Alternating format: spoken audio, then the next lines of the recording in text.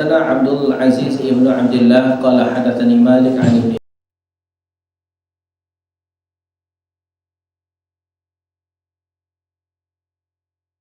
أتاني في كتاب الله ما حدثت حديثا ثم يتلو إن الذين يكتمون ما أنزلنا من البينات والهدى إلى قوله الرحيم إن إخواننا من المهاجرين كان يشغلهم الصفق بالأسواق وإن إخواننا من الأنصار كان يشغلهم العمل في أموالهم وإن أبا هريرة كان يلزم رسول الله صلى الله عليه وسلم بشبع بطنه ويحضر ما لا يحضرون ويحفظ ما لا يحفظون. Dengan sanad yang sampai kepada Al-Bukhari, yang perkataannya Al-Bukhari telah menceritakan kepada kaminya Abdul Aziz bin Abdullah.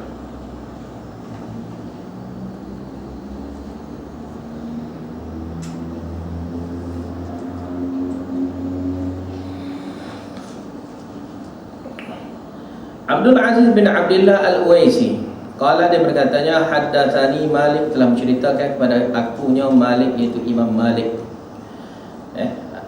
Imam A'immah. Ani bin Syihab, daripada Ibn Syihab, iaitu Az-Zuhri. Anil A'raj, daripada Al-A'raj, iaitu Abdurrahman bin Hurmuz. Al-A'raj situ nama dia Abdurrahman bin Hurmuz. An Abi Hurairah, daripada Abi Hurairah radhiyallahu anhu, berkatanya, qala, inna nasa yaquluna aktsara Abu Hurairah. Orang ramai pakat katanya Abu Hurairah yang paling banyaknya ingat hadis.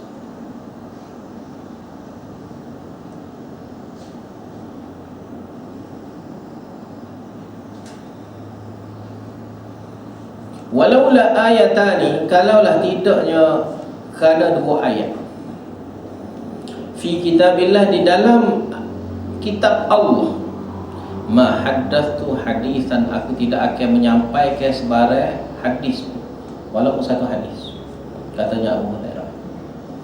Summa yatlu, kemudian dia bacanya, innal ladzina yaktumuna ma anzalna minal bayyinati wal huda, hingga kepada Ar-Rahim.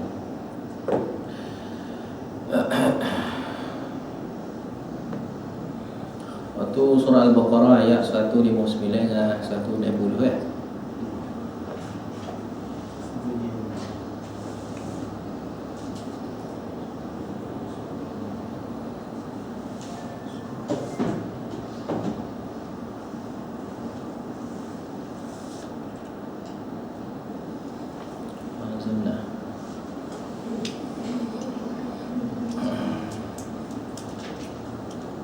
dua ayat, 159, 160. Itu ayat penuh, dia ada bunyinya, innal ladzina yaktumuna ma anzalna minal bayyinati wal huda. Sungguhnya orang yang menyembunyikan, orang yang menyembunyikan apa yang kami turunkan daripada ayat-ayat Allah Ta'ala berbentuk bayyinat. Bayyinat ni mana ayat-ayat yang menerangkan, menjelaskan hukum hakam.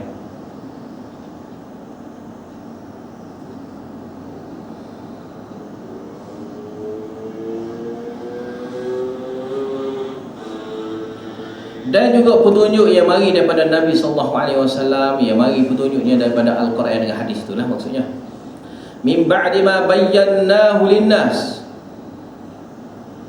fil kitab, setelah daripadanya kami jelaskan ayat itu kepada orang ramai yang ada di dalam kitab.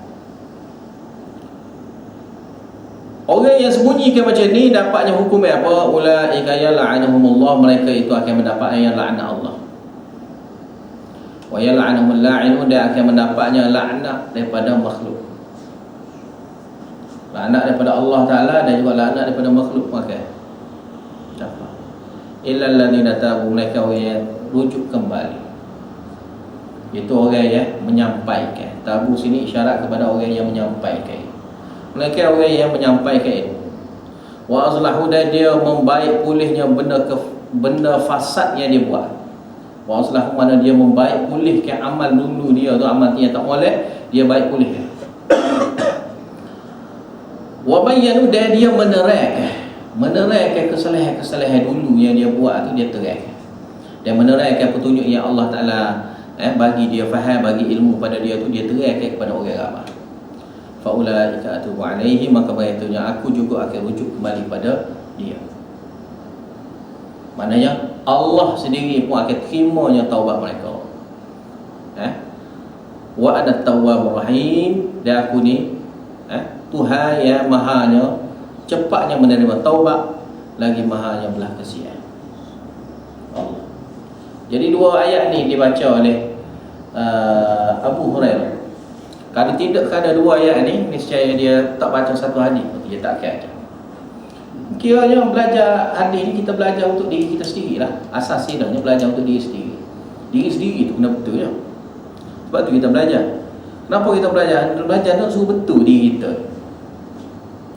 Bukan untuk sembah. Belajar asalnya kita belajar kerana untuk diri. Diri tu kena betul. Tapi bila belajar barulah tahu kewajipan kena sembah. Tujuan kita belajar, tujuan sebenar untuk betul diri ya. Tapi bila kita belajar barulah kita tahunya ada kewajipan-kewajipan lain selepas pada tahu. Kita tak boleh buat senyap, balik rumah senyap, jumpa anak bini buat senyap, jumpa suami bersenyap, buat senyap. Kita tak boleh buat senyap kita. Kita tidak boleh sembunyikan. Sembunyikan sini dengan mana? Kita pendamkan ilmu itu tanpa diberitahu. Sebab tak beritahu tu maknanya sembunyi. Dia panggil kita mana sudah menyembunyikan ilmu, tak beritahu. Maka benda tu kita kena beritahu. Cumanya nak bagi tahu ni dia bukanlah semua hari ni terus kita kena bagi tahu dia. Tak. Kita bagi tahu kepada dia tu mengikut keadaan dia lah. Hari ni sikit, esok sikit, esok sikit. Seperti mana dulu pun kita nak boleh faham pun sikit-sikit. Maka sebelum kita nak faham pun sikit-sikit, maka tak nak suruh hajar orang, nak suruh semua, mana boleh. Maka kita kena sikit-sikit juga. Sikit, nampak tak faham, biar awak sikit tu dia faham. Bila dia faham molek, dia faham molek, barulah kita pindah kepada ilmu yang payah lagi sikit. Lepas tu makin payah pergi pada ilmu-ilmu yang mana selepas pada tu dia akan jadi mudah faham lah. Sebab benda-benda yang kita akan ajar tu ada kaitan, semua ada kaitan. Tapi ni sikit, ilmu selepas pada tu lebih payah sebenarnya kali. Tapi bila dia faham yang pertama, maka yang kedua tu akan lebih faham. Maka dia akan senang lagi nak terima tu. Walaupun yang kedua tu payah, yang ketiga payah lagi. Tapi ketiga tu boleh jadi senang kerana yang kedua, yang pertama tu kita sudah ajar dia. Maka sebab itulah kaedah caranya kita sampai ke ilmu tu perlahan-perlahan, sedikit-sedikit. Seperti mana ayat Quran pun turun pun sikit-sikit. Quran turun pun sikit-sikit. Bukan nak suruh sekaligus. Sebab sekaligus pun kadang-kadang orang ni jeng masuk sekaligus dia jeng lah dia. Jeng kan dia apa kata? Ada sesat. Sebab apa dia kata sesat? Kerana dia tak sampai, otak dia ni tak sampai. Kita akan jumpa hati depan ni bak tetel otak tak sampai. Ada orang ni otak dia ni tak ada tahap tadika. Tahap tadika kita kena ajar dia tahap tadika. Sebab otak dia tu tak boleh lagi. Tak boleh faham lagi. Kita nak ajar benda pelik-pelik orang yang kelas tadika mana boleh. Pening habis budak-budak tu. Ya, mana kita kena ajar dengan kadar taraf akal masing-masing. Jadi kita balik rumah, kita bagi tahu dia dengan cara ilmu, dengan cara hikmahnya. Nak dapat hikmah kena ada ilmu. Daripada ilmu itulah kita dapat gali carinya hikmah. Jadi dengan cari gali hikmah yang terbaik, ayat mana sesuai untuk anak kita, ayat sesuai mana untuk bini kita, untuk suami kita, untuk ayah kita, untuk mak kita, ayat mana paling sesuai. Kita kena cari. Maka dengan cari itu kita akan baca. Bila kita baca tu barulah kita faham, oh ni lah Allah Ta'ala nak yang begini. Sebenarnya kali bila kita baca tu kita akan dapat dalami ilmu lagi. Ilmu yang kita akan dapat tu banyak lagi kerana kita cek balik. Kalau tidak kerana nak sampai ke orang, kita tak baca. Tapi kerana asbabnya kita nak bagi tahu kan, kita pun belek balik. Oh, aku pun tak betul. Dia belek balik, dia tengok aku pun tak teramal lagi ni benda ni. Maka sebab itulah dengan dia sampaikan kepada orang, Allah Ta'ala tambah ilmu lagi pada dia. Allah Ta'ala tambah ilmu. Seperti mana maksud hadis lah, mana tambah ilmu dengan sebab kita sampai ke ilmu, Allah Ta'ala tambah ilmu kita. Maka sebab itulah cara untuk tambah ilmu, mesti sebar ilmu. Sebar ilmu. Kalau sembunyi ilmu, gelas sekali sembunyi-sembunyi, hilang kita. Sebab ilmu bila kita tak baca, tak apa semua, tak jaga, maka dia akan hilang tu, hanya. Sebab tu kalau orang kan, terang kita ngaji ni, kita berhenti ngaji. Kosong ngaji lama. Terang masuk kelas pula. Masuk kelas pula macam orang bodoh. Masuk kelas pula tu rasa macam orang bodoh. Kau tahu semua. Seolah-olah tak pernah ngaji. Padahal dulu ngaji dah. Sebab itulah mengaji ni dia kena istiqamah. Dia panggil hifzul ilmu, iaitu kena jaga. Nak belajar ni kena jaga. Kena jaga ilmu. Nak jaga ilmu ni, mana pengetahuan kita tentang ilmu ni kena ada semua. Hari-hari yang kita duk main tentang ilmu. Duk ulai ilmu. Bila ulai ilmu tu, maka kita akan lekatnya dalam otak kita ni ilmu-ilmu tertentu. Jadi Abu Hurairah katanya, kalau tidak ada dua sambung balik ni, maka niscaya kita akan baca satu hadis.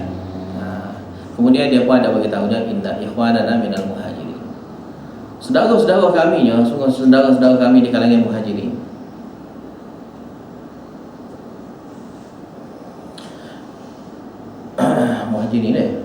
Muhajirin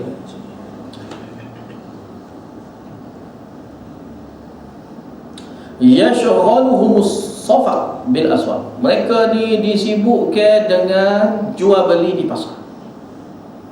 Safa ni jual beli di pasar.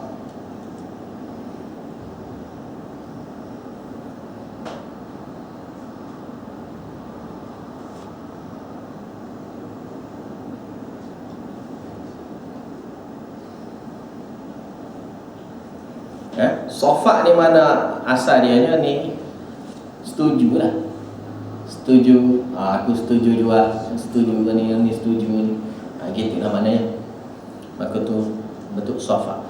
Jadi istilah sini maksudnya ada persetujuannya jual beli. Apa maksud persetujuan jual beli sini? Maksudnya sini mereka tu disibukkan dengan jual belinya di pasar.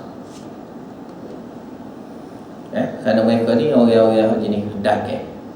Jenis orang dagang, orang-orang muhajirin. Wa inna ikhwanana minal ansar. Lepas tu di kalangan saudara-saudara kami di kalangan puak ansar pula, hak duduk di Madinah tu, kana yashghaluhumul amal fi amwalihim.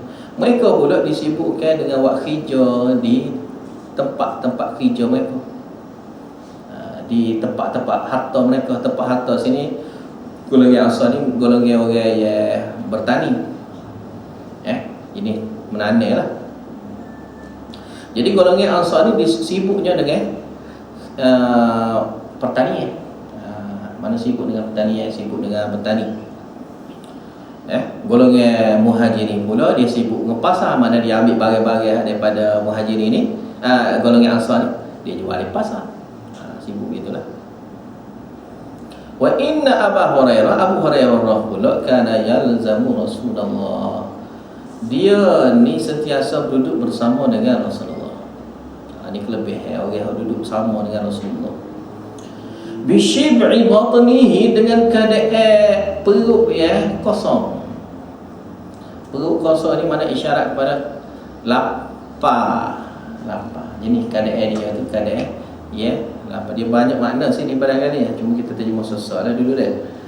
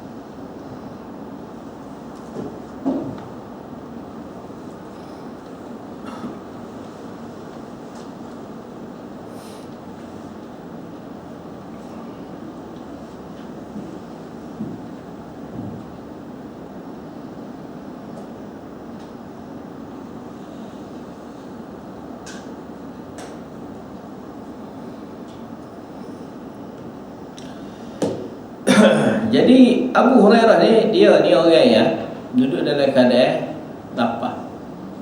Perutnya kelaparan. Kelaparan sini mana maksud bagi kelaparan sini lapar ilmu. Lapar sini mana lapar ilmu. Orang yang lapar ataupun dahaga kepada ilmu.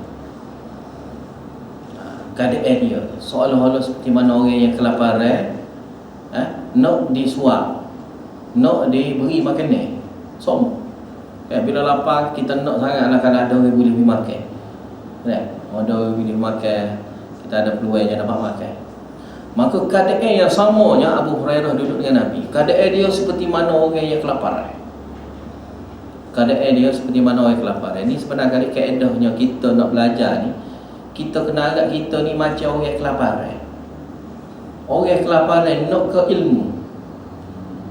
Barulah kita akan jadinya kita mengaji tu nak semua. Kan macam orang lapar ni kan, we roti sebutir tu pun habis dia makan.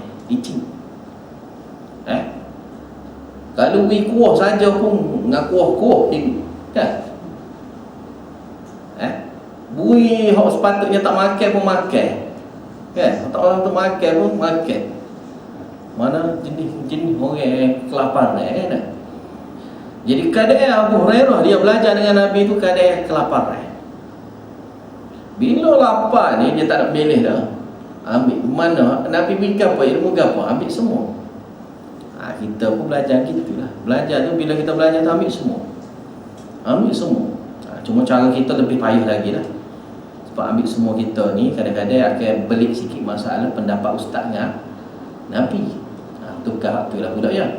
Tapi tetap kena ambil semua juga. Ambil semua tapi untuk disampaikan kepada orang mesti kena guna napih lah. Kita nak sampaikan ke orang, kita kena tapih balik ilmu tu. Sebab Nabi pun buat kaedah dah. Siapa yang bagi tahu ilmu ni, apa saja ilmu yang dia tahu dia bagi tahu pada orang, dia ni dikira pendusta dah. Dia ni sudah buat dosa dah. Dikira kita ni orang yang berdusta dah. Kita tak boleh bagi tahu ilmu kepada orang. Semua sekali tak boleh. Maksudnya apa? Ilmu betul, ilmu tak betul kita nak sampai ke orang mana boleh. Ilmu sampai tak kita? Sampai ilmu. Kita tahu tak? Benda ni kita tahu. Takkan kita nak sampai.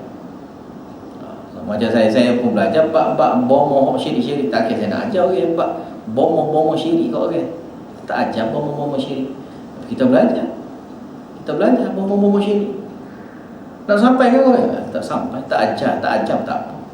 Tak sih kait langsung. Tak sih kait pun dengan ilmu tu. Maknanya ilmu ni kita sampaikan yang betul ya. Sebab tu dia panggil ad-din nasihat kan. Apa makna nasihat? Kita tapis. Sebab tu nasihat ni dengan mana? Tapis. Tapis dan juga tampal. Tapis makna tapis dengan penapis. Sebab nasihat juga dengan mana? Penapis. Yang menapisnya kotoran. Menapisnya madu daripada kotoran-kotoran macam sayap lembuh ke apa semua kan, kita kena tapis dulu. Tu dia panggil nasihat. Dan nasihat juga dengan maksud menampal benda-benda yang berlubang. Dia panggil nasihat juga. Makanya kita nak sampaikan nasihat pada orang ni, kita nasihat dengan cara yang molek. Kita kena ambil yang betul-betul yang molek saja yang bagi pada orang. Kita bagi madu pada orang, bukan kita panggil bagi hampah dia. Kotoran dia kita tak bagi. Kotoran dia. Sate pun kita beri, hampah sate pun kita beri. Apa nyo tu kita tak bagi dah. Kita ambil santai aja ya.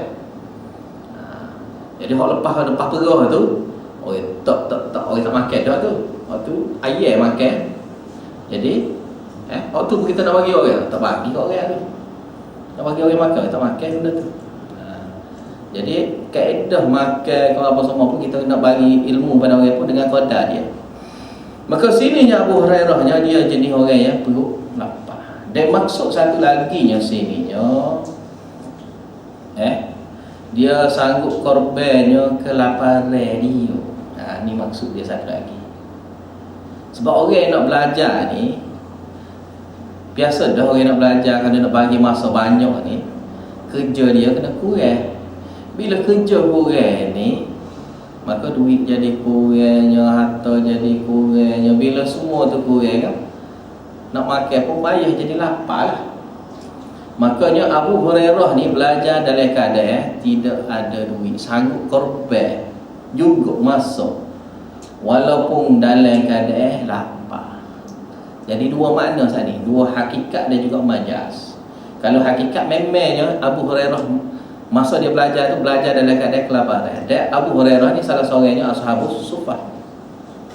Dan Ashabus Suffah ni masyhurnya di kalangan mereka ni orang-orang fuqara. Dan fuqara hak di Madinah ni, hak duduk di Masjid Nabawi ni, orang yang betul-betul susah, nak makan pun susah. Bukan sekadar barang ni, makan pun susah. Jadi sini dengan mana hakikat pun boleh, iaitu maksudnya Abu Hurairah dia sanggup belajar walaupun berlapar. Ni berat lagi. Mana nak belajar ni, orang ni kadang-kadang lapar tak boleh. Tak boleh. Nak takkan sebut lapar. Benda lain tak apa lagi. Tak ada duit tak apa lagi, asal kenyang. Kalau lapar, relax dulu. Relax dulu nak ngaji. Tapi Abu Hurairah lapar pun sanggup ngaji. Ni kelebihan lain. Maknanya sebenarnya ni, kita nak belajar ni, nak nuntut ilmu, kita kena korban semua kali. Bukan sekadar masa. Learning ni korban masa ya. Ramai-ramai orang nak belajar sampai sekarang ni lah. Macam maiklah hari ni korban masa ya. Banyak kena korban masa ya. Masa dia kena korban. Tu ya, masa sikit ya dia kena korban. Seperti mana dia boleh korban masa untuk masuk jamban. Korban masa sikit untuk masuk gelas tu ya. Masuk jamban dia boleh masuk. Kan? 3-4 kali sehari. Baik tak tahu lama mana jamban. Mandi lagi ke apa lagi boleh pergi masuk. Takkanlah untuk agama nak ngaji hadis sikit pun tak boleh masuk. Buat sekadar sepuluh jamban tak benda. Ngaji ilmu ni buat sekadar jamban tak benda. Nak ngaji boleh bagi masa dah. Sibuk masuk mesyuarat ke apa. Ada tak si masuk, tak si begok. Dia ke begok. Ada orang tu kata tak boleh begok ni. Nak begok mana nanti, kena begok situ.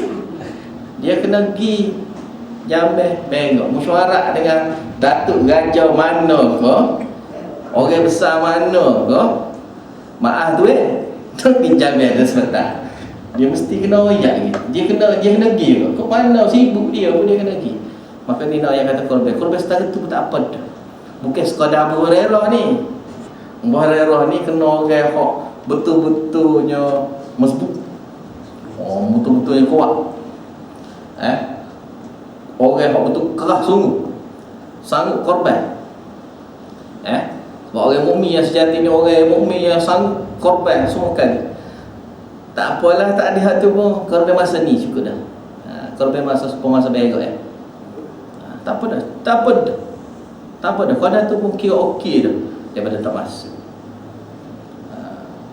Jadi Abu Hurairah dengan kelaparan dia sanggup masuk kelas. Duduk sama dengan Nabi. Kelaparan dengan perut lapar lagi. Kelaparan hok peseng dah lapar kepada ilmu lagi. Dua kali. Lapar ilmu, perut pun lapar. Ni berat. Ni korban lagu ni dah payah sikit dah. Kadang-kadang lapar ilmu, ramai orang lapar ilmu. Perut lapar, relax dulu, ni makan dulu. Mesti orang kena pergi makan. Ke mana pun lapar. Tapi apa dia? Lapar pun lapar. Lapar pun kita ngaji. Lapar pun sanggup ngaji lagi. Siapa nak cari mana? Nabi ni orang yang sanggup korban besar. Pelajar dia pun orang yang sanggup korban besar. Allah tak nak kurniakan ke dia lagu tu. Di sininya Abu Hurairah. Dan tak pelik lah, Allah Ta'ala gunanya Abu Hurairah sampai sekarang. Hadis sebelum pada ni kan ada dah cerita tentang Abu Hurairah kan.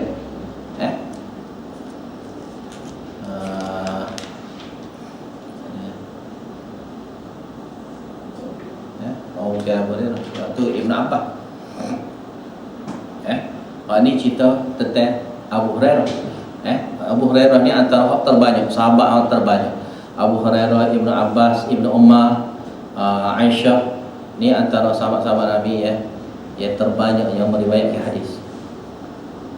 Dan Abu Hurairah ni antara terbanyak juga. Siapa dia ni? Dia ni di kalangan Ashabus Suffah.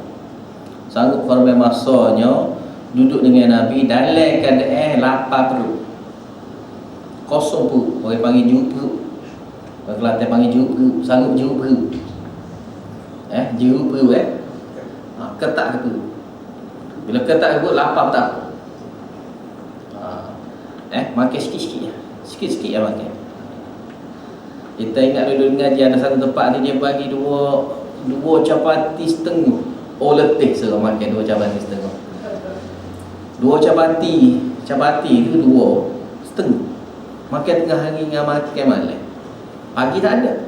Jadi seharinya kita makannya 5 butir. 5 butir tu capati besar ni. Besar ni nipis. So tu tak kena. Dua tak kena lagi. Setengah tak kena. Dua setengah tak kena. Biasa kalau nak sedapnya makan 3-4. 3-4 pun sedap.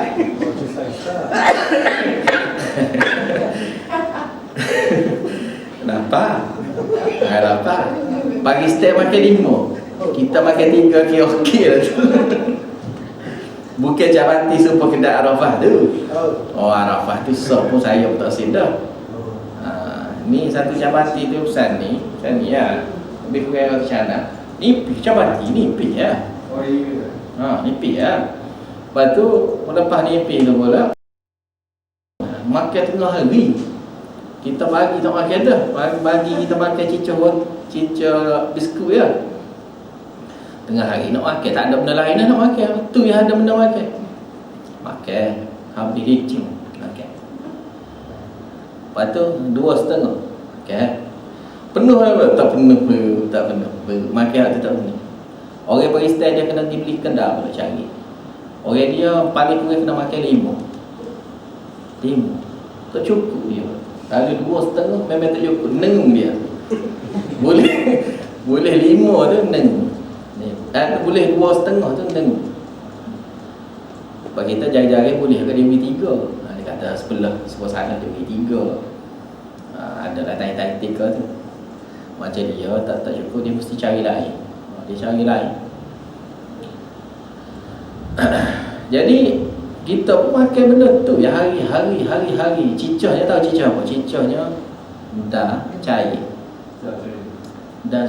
Dah tu boleh bilet dah. Dah tu boleh bilet dah. Boleh bilet dah. Boleh bilet.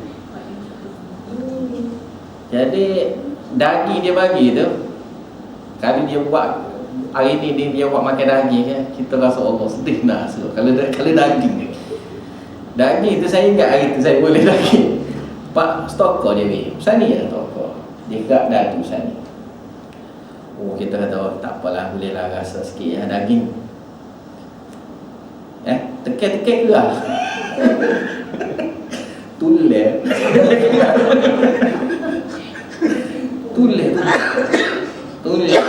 Ingat ke daging tulen. Makan tulen lah tu ya. Kena makan tulen lah. Tak makan tulen, makan kuah saja. Jadi kalau dah tu dia ada juga air dah tu. Pekat lah juga. Kita boleh lah merasa benda tu. Kalau air ni kan macam sup kosong gitu je lah. Makan cicak roti, makan tengah hari. Lepas tu makan malam gitu juga. Bukan makan ada lauk sikit-sikit ke apa. Ada lauk yang dah tu je. Jadi gitu nak ngaji gitu. Nak beli kedai tak ada. Ada duit juta mana pun. Tak ada kedai nak jual.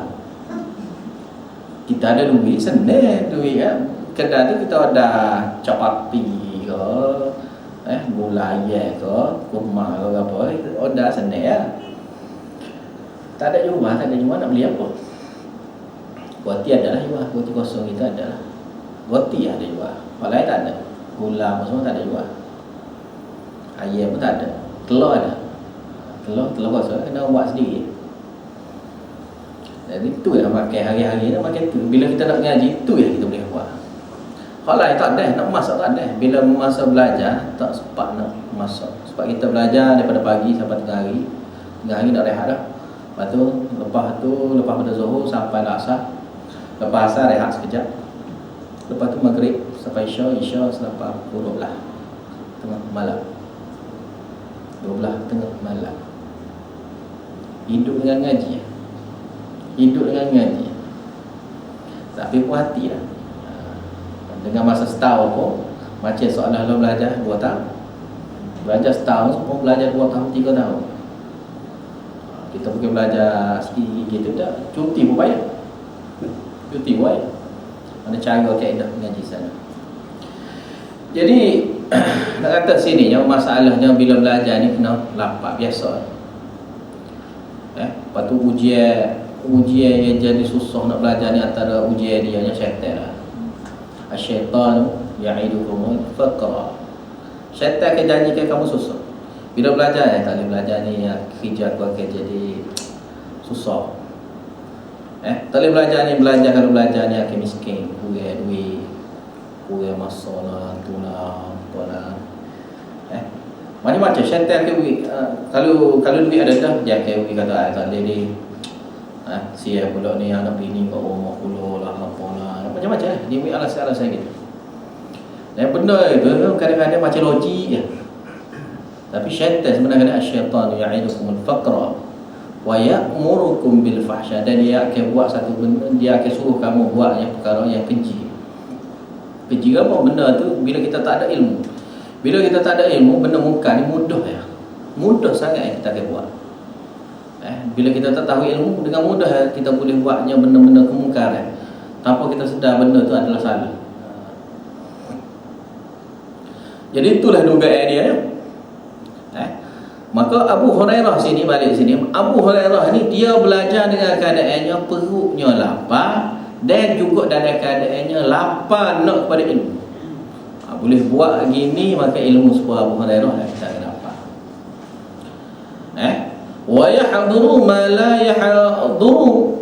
Dan Abu Hurairah ni dia datang pada waktu yang mananya sahabat-sahabat lain tak mari. Orang lain tak masuk kelas, Abu Hurairah masuk kelas. Maka kelebihan di Abu Hurairah. Kelebihan di Abu Hurairah. Wa yahfazu ma la yahfazu. Dan Abu Hurairah menjaga ilmu, ilmu para sahabat lain tak jaga. Maka oleh itulah Abu Hurairah tu jadi banyak ilmu. Banyaknya ilmu hadisnya Abu Hurairah ni kerananya banyaknya masa dia boleh ruang. Padahal bukan lama sangat pun. Nak kata lama, tidak lama sangat pun Abu Hurairah, bukan lama sangat. Jadi boleh ilmu tu, dia boleh ilmu tu sungguh, boleh ilmu sungguh. Dengan waktu yang tidaklah lama sangat, boleh ilmu tu, ilmu banyak sungguh Abu Hurairah. Jadi sebab itulah kita, kalau kita belajar 3-4 tahun, belajar dah 3-4 tahun, belajar dah 3-4 tahun. Tapi boleh ke apa? Tak tahu lagi boleh ilmu ke apa. Belajar lama mana dah 10 tahun dah belajar. 10 tahun kita macam tak tahu ke apa. Ini dipanggil macam keberkatan tak ada. Belajar tak ada keberkatan. Sebab bila tak ada keberkatan ni, biasa kita ada buat satu benda yang munkar. Kerana hati kita tu masih lagi terkesan dengan dunia masalah. Kita naknya hati kita ni biar terkesan dengan Allah Ta'ala. Apa saja hak mari daripada Allah Ta'ala tu kita terkesan tu. Kita hak ilmu benda buat kebaikan hak mari daripada Allah Ta'ala ni kita dah harga. Ilmu tu kita dah harga. Bila mari tu mudah resak. Bukan mari ilmu tu jenis tapis dulu, nilai dulu apa. Tak. Dia ambil terima. Ada peluang dia ambil sana. Bukan jenis tangguh-tangguh. Orang yang beriman ni, orang yang beriman sejati ni, dia akan tidaknya tangguh-tangguh. Jadi sinilah kelebihannya ilmu. Antara kelebihan ilmunya, hadir pada waktu kelas, ada semua pada waktu kelas, dan dapatnya jaga ilmu yang orang ramai tak jaga. Kita boleh buat dua perkara ni, maka kita akan dapat ilmu semua. Masuk kelas, kelas ilmu tu kita masuk. Orang lain tak masuk pun tak terkesan kita. Orang-orang ni kadang-kadang terkesan. Terkesan kenapa? Jadi tak mari aku tak mari. Mari malu. Dia terkesan. Ini dia panggil hati dia terkesan. Dia lebih terkesan kepada masyarakat lagi daripada terkesan dengan ilmu Allah Ta'ala nak ajar pada dia. ilmu daripada Allah Ta'ala ni yang terkesan mana? Dia terkesannya hak mari daripada sains-sains dia. Hak tu dia terkesan. Hak mari daripada sains-sains dia, hak tu lah hak dia terkesan. Hak mari daripada Allah Ta'ala tak terkesan. Kita naknya ilmu hak mari daripada Allah Ta'ala terkesan. Terkesan tu siapa? Orang panggil tak ada arah nak rasa. Orang panggil tak ada arah nak rasa, tak ada arah perasaan. Bila dapat ilmu, tak tahu nak ayat apa. Sebab ilmu sebenarnya ni kita tak tahu dah nak ayat apa. Bila kita dapat ilmu, ilmu dapat ilmu. Ya dah dapat ilmu, tapi nak ayat apa? Ilmu, nak kata ilmu tu kita dapat tu satu benda kelebihan yang besar kan. Seolah-olah kita nak bagi tahu pula ilmu yang ada dengan kita ni tak tahu nak ayat apa. Banyak. Gitu ya, boleh kata banyak. Molek, ilmu ni molek. Gitu ya boleh kata. Tapi benda tu banyak. Maka kita belajar ni mesti dengan kaedah caranya masuk kelas. Orang yang ramai tak siap masuk kelas, ikut dia. Ni kaedah dia. Jaga sini, jaga kelas. Jaga kelas maka jaga ilmu. Nak jaga ilmu tak akan terjadi kalau tak jaga kelas. Maka kena jaga kelas. Kena ingat molek, jaga kelas. Jaga kelas baru habis. Sebab kalau tak jaga kelas, tak masuk, bila habis? Tak hotel nak mari. Hotel mari, bagi sanak kan. Masa tu ialah kalau tu bukan ilmu sanak itu tak ada nilai satu sen. Sanak hak dibagi, kalau kita tak belajar, tak ada nilai satu sen. Sekadar kertas sokompas. Surat kompas seperti mana umpama surat kampai. Hanya berita. Kita belajar tak belajar. Ada faedah kita? Tak ada faedah. Sebab tu kelebihan utamanya kita belajar bersanad ni bukan ambil ijazah sanad. Kita dengarnya hadis tu dibaca. Macam tadi dia baca hadis. Hadis tu dibaca tu kita dengar tak? Kita dengar. Dia tambah lagi diterjemahkan. Lagi lah senang. Diterjemahkan. Kita dulu belajar tak ada terjemah. Kalau terjemah bahasa Urdu bukan bahasa Melayu. Ni diterjemahkan, makna kita boleh dengar hadis. Lagi kita boleh dengarnya terjemah.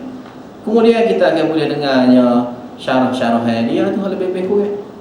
Maka kelebihan banyak bila kita masuk kelas. Bila kita hadir pada masuk kelas tu, dapat faedah yang banyak. Melebihi daripada qadar kita buat hak sekadar ijazah. Ijazah boleh nak bagi ijazah, senang nak bagi ijazah. Bagi ijazah sanad.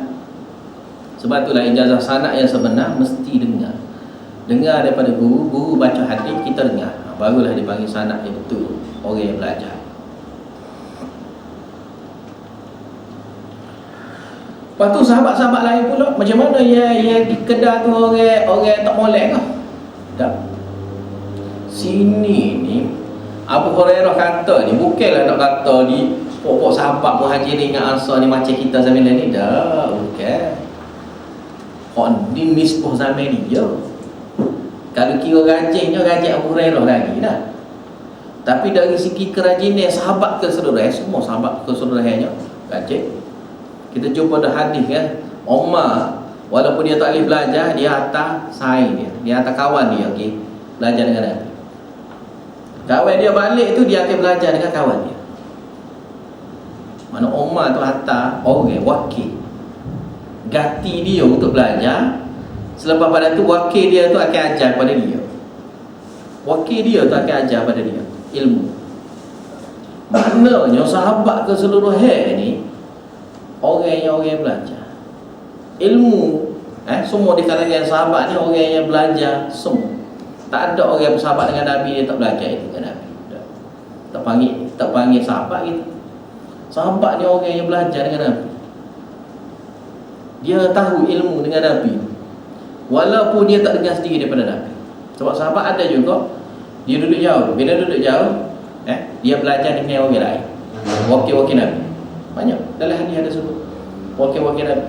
Tapi dia ni orang-orang yang dah ada ilmu. Sahabat-sahabat di kalangan sahabat-sahabat. Cuma yang ada di kalangan ramai-ramai sahabat ni adanya golongan ashabus suffah. Orang ni sudah bersedia dah 24 jamnya nak belajar di Masjid Nabawi. Jadi orang-orang ni bila Nabi ada ilmu, ajar ilmu, maka banyaklah ilmu dengan apa dia. Lepas tu dengan sahabat-sahabat lain banyak juga. Dengan sahabat-sahabat lain pun banyak juga. Tapi penjagaan tu kurang. Penjagaan ilmu. Maka kelebihannya Abu Hurairah ni penjagaan ilmu. Dengan masuk kelas tu dapat jaga ilmu. Maka benda ada masalah-masalah apa boleh tanyanya Abu Hurairah. Sahabat-sahabat boleh tanyanya Abu Hurairah. Boleh tanya dengan sahabat ni, sahabat tu ya banyaknya rapat dengan Nabi sallallahu alaihi wasallam dalam bab belajar itu. Walaupun dalam masa samanya sahabat-sahabat besar contohnya Abu Bakar, Umar, apa semua mereka ni antara orang-orang yang rapat juga dengan Nabi sallallahu alaihi wasallam dan yang dikira iktirafnya yang paling rapat juga dengan Nabi. Sampai ni pun tak ada siapa dia kata Abu Hurairah yang paling rapat. Kok paling rapat dengan Nabi ni Abu Bakar. Selepas pada dia tu Umar, tak ada siapa dia berselisih dalam bab ni. Tapi dalam bab ilmu jadi lebihnya Abu Hurairah. Lebihnya Abu Hurairah kerana kelas, kerana penjagaan. Itulah habis itu. Wa bi qala hadatsana Abu Mus'ab Ahmad ibnu Abi Bakar qala hadatsana Muhammad ibnu Ibrahim ibni Dinar an ibni Abi Dhib an Sa'id al-Maqburi an Abi Hurairah qala qultu ya Rasulullah inni asma'u minka hadithan katsiran ansahu qala ubsut rida'aka fa basattuhu fa gharafa bi yadayhi thumma qala thumma fa dhamamtuhu fa ma nasitu syai'an ba'du. Dengan sanad yang sampai kepada Al-Bukhari yang berkatanya Al-Bukhari telah menceritakan kepada kaminya Ahmad bin Abi Bakar Abu Mus'ab Abu Mus'ab iaitu Ahmad bin Abi Bakar. Qala dia berkatanya haddatsana Muhammad ibnu Ibrahim ibni Dinar telah menceritakan kepada kami Muhammad bin Ibrahim bin Dinar an ibni Abi Dhib daripada ibni Abi Dhib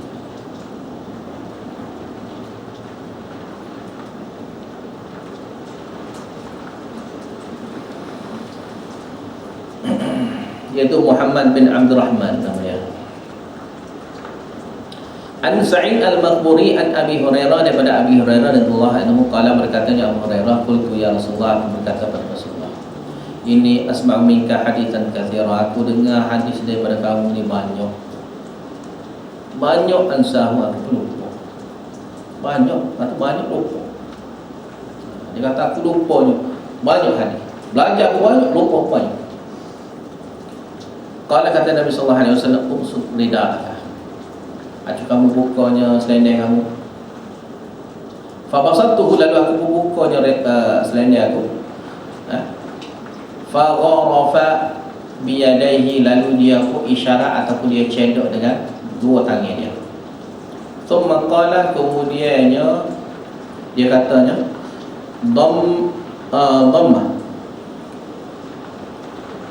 Dhamma sini. Kepik. Dhamma ni mana kepik? Peluk. Kepik ke dada. Fa dhamantuhu lalu aku pun kepik ke dada.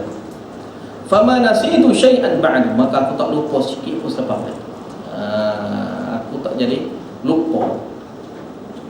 Belajar dengan Nabi jadi tak lupa. Abu Hurairah ni kelebihan Abu Hurairah. Sebelum pada ni lupa, bila belajar ni dia tak lupa.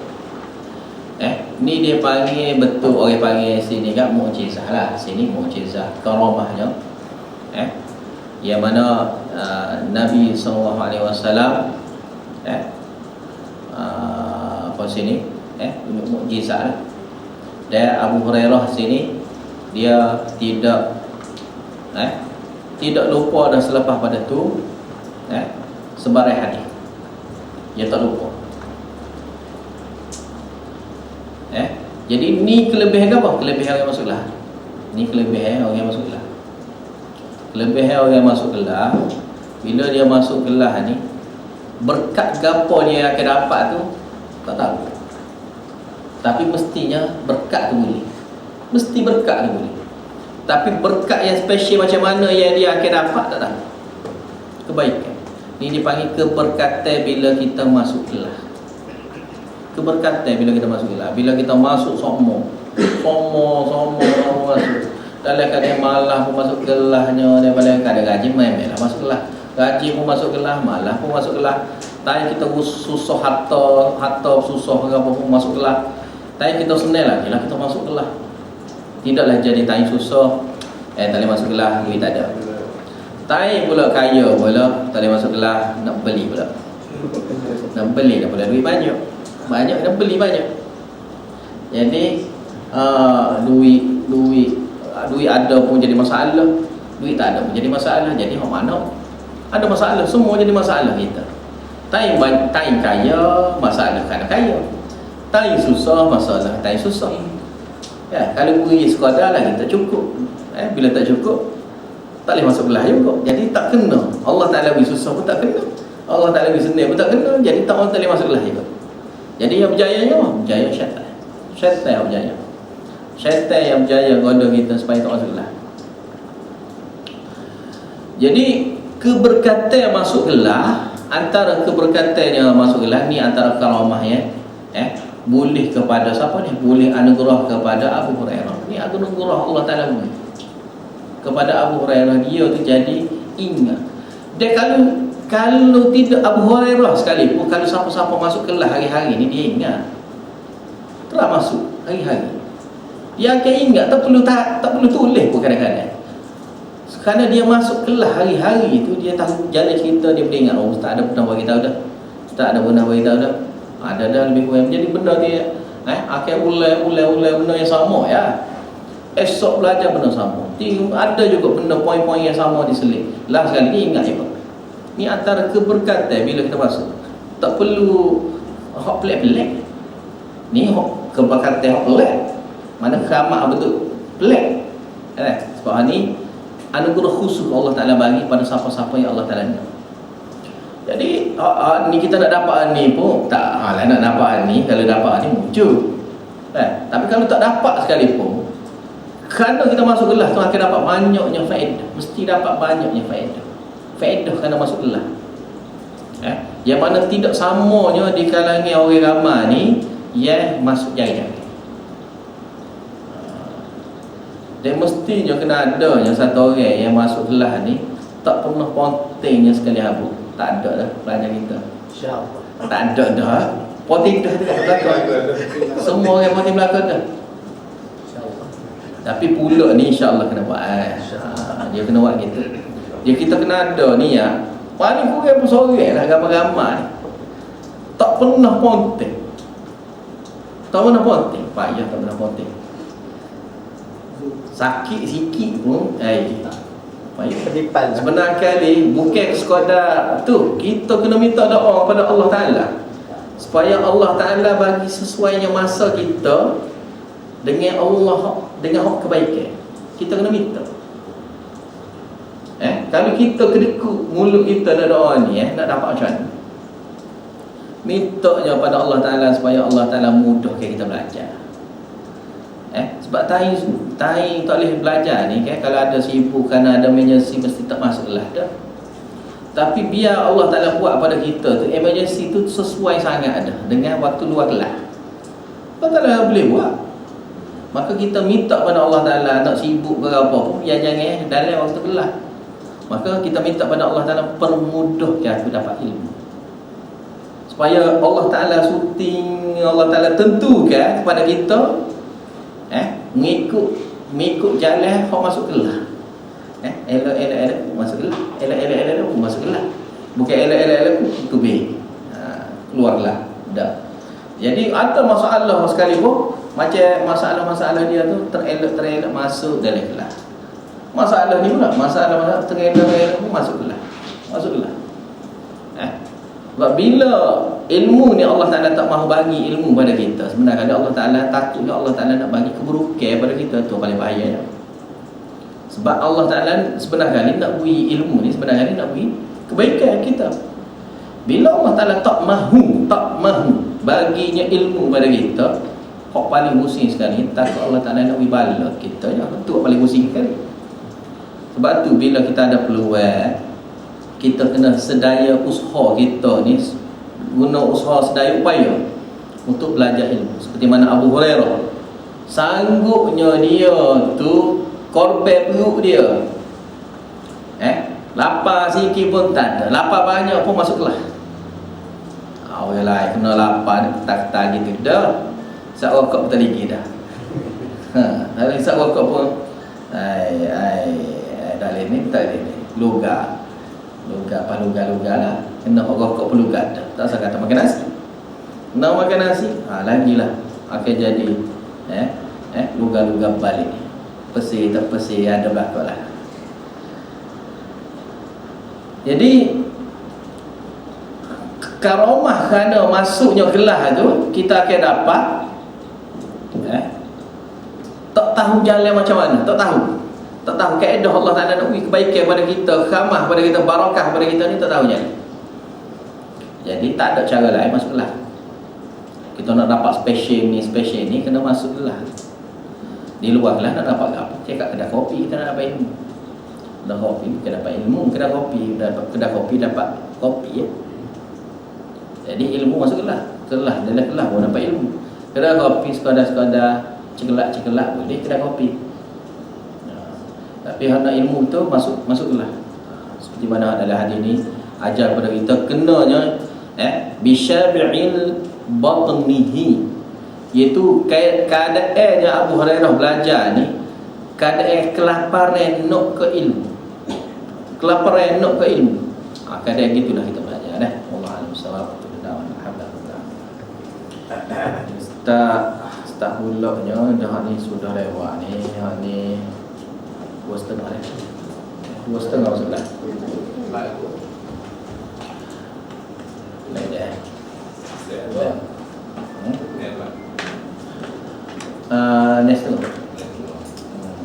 Next tengah 5.5 ada ekor 5 ekor kelas habis ni 4 kelas habis 4 ni habis sini ni tinggal aja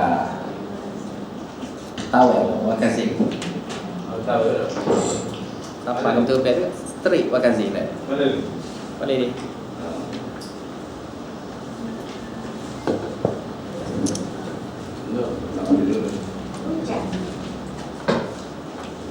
Ada